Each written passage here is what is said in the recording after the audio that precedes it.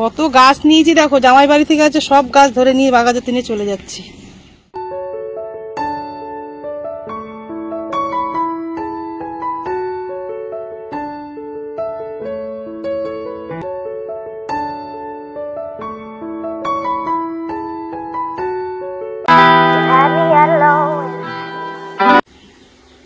Hello everyone, good morning. তোমরা সবাই কেমন আছো? আশা করি খুব ভালো আছো, সুস্থ আছো। আমরাও ভালো আছি। দেবনাথ ফ্যামিলিতে তোমাদের আরেকবার স্বাগত। সোনার মেয়ের বাড়ি থেকেই ব্লগটা শুরু করলাম বর্ষার মধ্যে। হ্যাঁ ভিজছে বাবু। কত গাছ নিয়েছি দেখো, জামাই বাড়ি থেকে আছে সব গাছ ধরে নিয়ে বাগাতে নিয়ে চলে যাচ্ছি। দিদি সকাল থেকে খাটছে আমার পেছনে।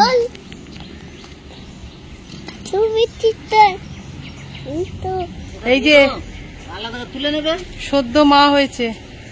মেয়ে কেমন আছে? আগের দিন এটা দিয়ে দেবো। একই ফুল তাহলে দিতে হবে না, তাহলে আর দিয়ে কি লাভ? হ্যাঁ দিচ্ছে না, দেখ কোলের মধ্যে উঠে আছে। আমি দিদির সাথে একটু গাছ মাটিতে ভিজে ভিজে লাগাবো। হ্যাঁ ছবি ছবি কটা গাছ নিয়ে এটা কি জবা বললে দিদি? পঞ্চ জবা, এটা লাল জবা, আর একটা পিঙ্ক কালারের। এইটা না না পিঙ্ক কালার, এটা সাদা লাল, এও লাল লাল জবা একটা বলে ওটা। শনিবার দিনকে তো এসেছিলাম, শর্টসের মাধ্যমে তোমাদের সাথে ছোট্ট একটা ভিডিও শেয়ার করেছিলাম, মিনি ব্লগ।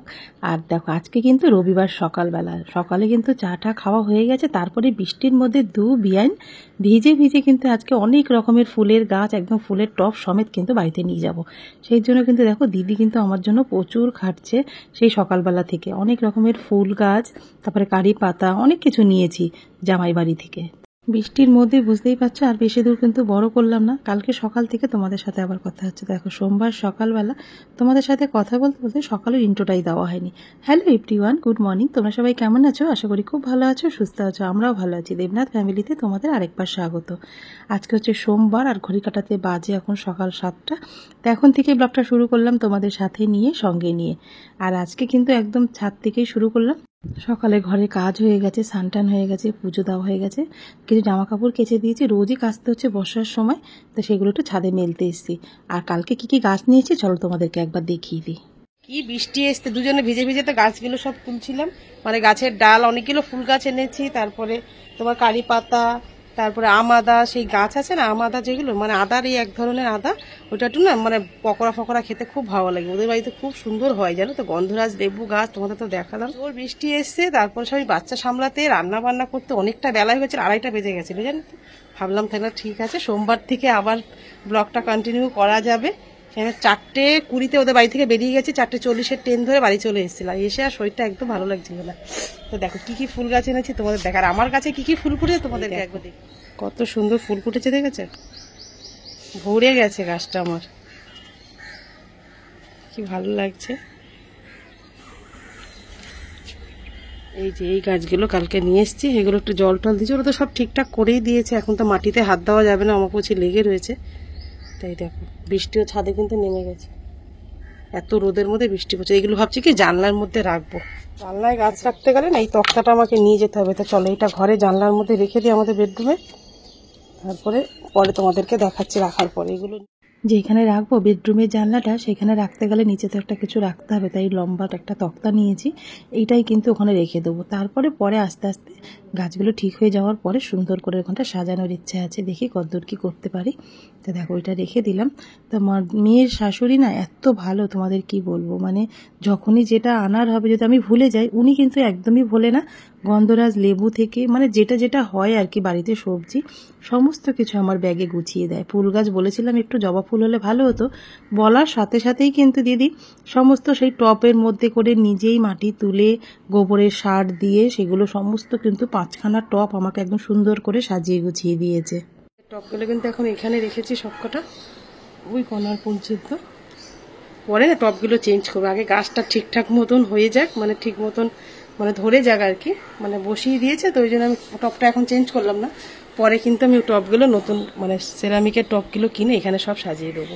আর এইখানে একটা সেই কার্পেটগুলো আছে না ঘাসের মতন দেখতে এক ধরনের, ওইটা তো গাছগুলো এই পর্যন্তই রাখলাম এখানটায় এইভাবে। আগে ঠিকঠাক মতন দাঁড়িয়ে যাক, তারপরে আমি সুন্দর করে সাজিয়ে রাখবো। কেমন লাগলো এখানে রাখার পরে, আর এখানে রাখাটা ঠিক হয়েছে কিনা কমেন্ট করে কিন্তু তোমরা জানিও।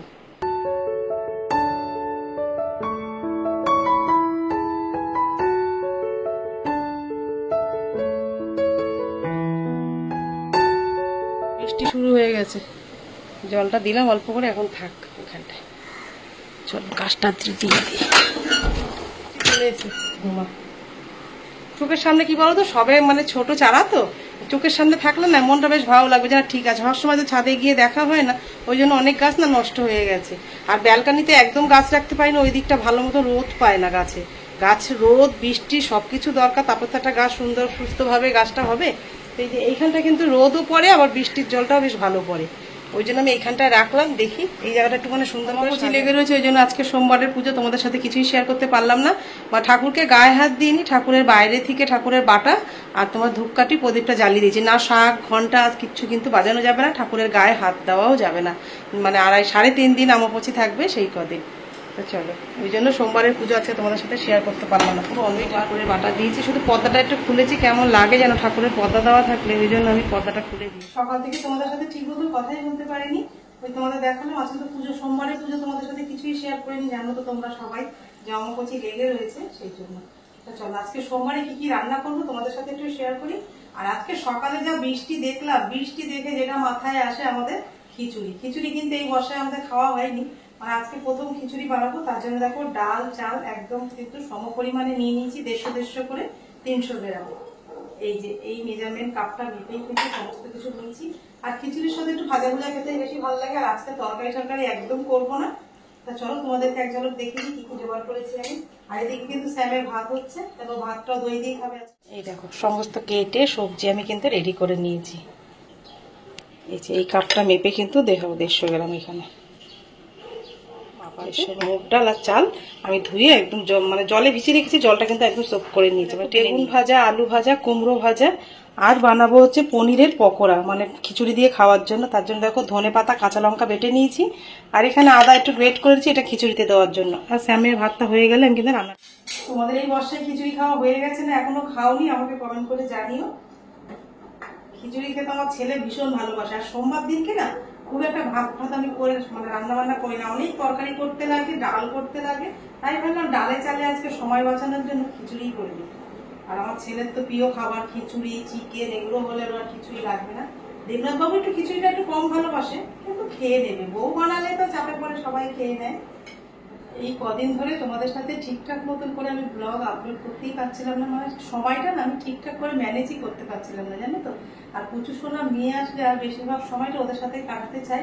আর পুচু সোনা না অনেকটা সময় দিতে হয়, খুব দুষ্টু হয়েছে, খুব দুষ্টু, মানে ওকে সামলানো না, মানে 2-3 জনের থেকে কম লোক হলেও কিন্তু ওকে সামলাতে পারবে না, মানে এরকমই ব্যাপার। যেটা ধরছে সেটা ফেলে দিচ্ছে, মানে এখানে বাড়ি মারছে, মানে টিভির মধ্যে কালকে আগের দিন যেদিন ও ছিল তার আগের দিন টিভির মধ্যে মানে এরকম খেলনা ছুঁড়ে ছুঁড়ে মারছে, মানে এতটাই ও দুষ্টু হয়েছে। তারপর ওদের বাড়িতে গেলাম শনিবার দিনকে মানাকে দিতে, তা সেখানেও গিয়ে দেখেছি ওরকম বদমাশি করছে, বলছে মামার বাড়িতে গিয়ে একটু দুষ্টু বেশি হয়ে গেছে।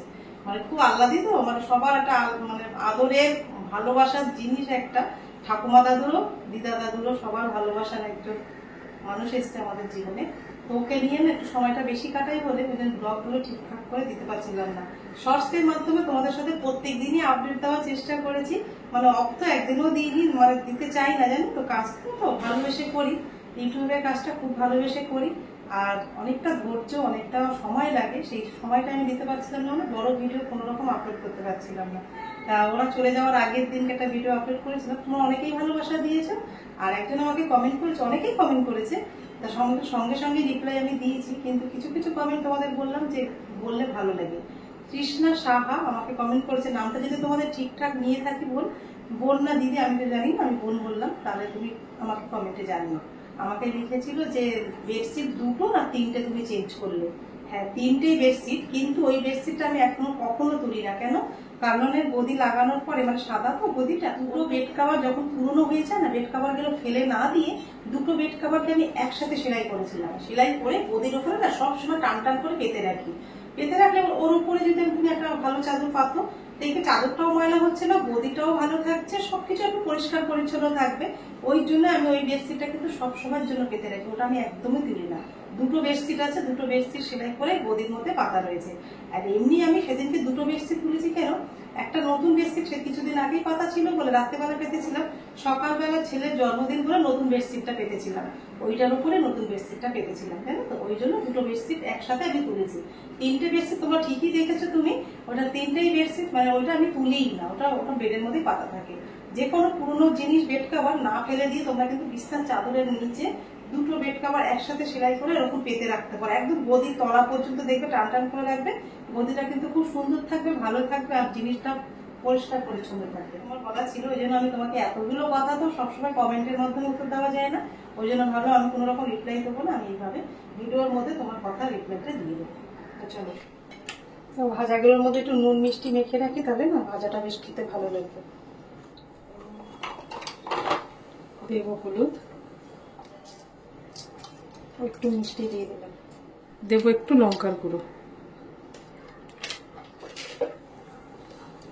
চলো এগুলো মেখে রেডি করে নিই, খিচুড়িটা বসে। কড়াইটা গরম হয়ে গেছে, কড়াইয়ের মধ্যে দিয়ে দেবো সর্ষের তেল, শুকনো লঙ্কা, তেজপাতা, গোটা জিরে, গোটা গরম মশলা, এগুলো একটু ভাজা ভাজা করে, এগুলো ভাজা ভাজা হয়ে গেছে। তেজপাতা, জিরে, শুকনো লঙ্কা, গোটা গরম মশলা, এর মধ্যে দিয়ে দেবো স্বাদ মতো আদা গ্রেট করে রেখেছি, সেটা দিয়ে দেবো। দুটো কাঁচা লঙ্কা, 1 চামচ দিয়েছি, আর 1 চামচ দিয়ে দেবো। হলুদ গুঁড়ো, সামান্য একটু জল দেবো, যাতে মশলাটা পুড়ে না যায়। দিয়ে দিলে ভালো করে একটুখানি লঙ্কার গুঁড়ো,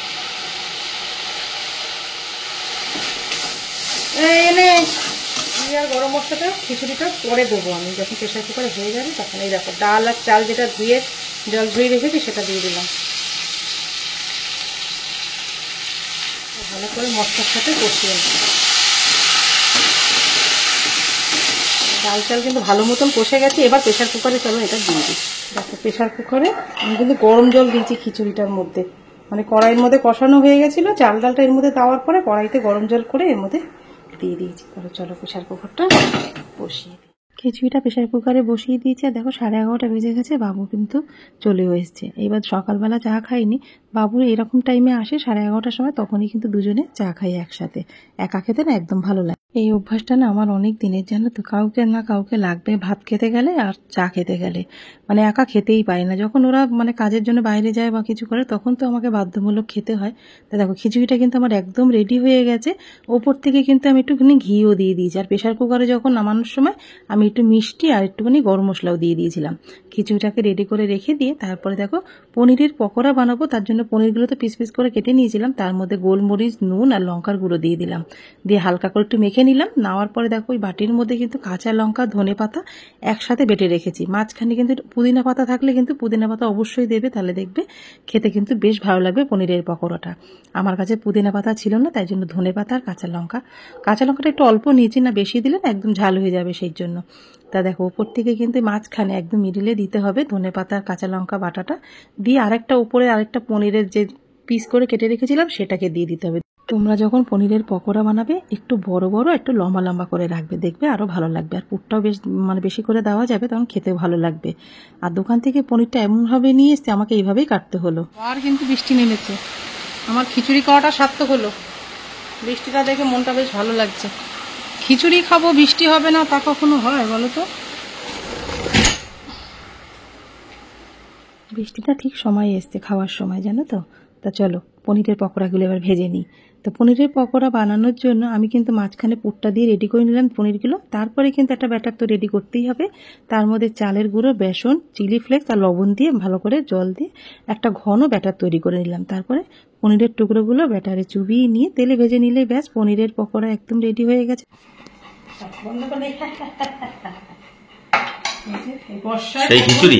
বর্ষায় প্রথম খিচুড়ি বানিয়েছি, প্রচুর বৃষ্টি এক্ষুনি হয়ে গেল, সকালে হয়েছে বৃষ্টি হচ্ছে। আর একদম সিম্পল বললাম ডাল ভাত পনির করো না, ডাল ভাত খেতে হবে না, খিচুড়ি খেতে বাবু বললো খিচুড়ি খাবে, আমার জন্য এই যে সোনামুগ ডাল আর গোবিন্দভোগ চাল দিয়ে খিচুড়ি, আর তার সাথে রয়েছে দেখো পনিরের পকোড়া, বেগুন ভাজা, কুমড়ো ভাজা আর আলু ভাজা, এই দিয়ে আজকে দুপুরে লাঞ্চ করবো। আমাকে ভাত করে দাও, তোমাদের বললাম না আমার জন্য ডাল সিদ্ধ একটু ভেন্ডি ভাজলে হয়ে যাবে, আমার ভাত খাওয়া কালকে খাবো। আজকে খিচুড়িটা খেয়ে দেখো। কালকে তো মাছ খাবো।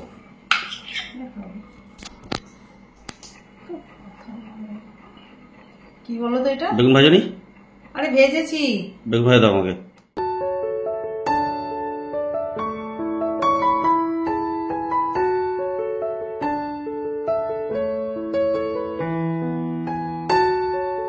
দুজনে কিন্তু খেতে বসে পড়বো, তার আগে তো প্লেটটাকে সাজিয়ে দিলাম।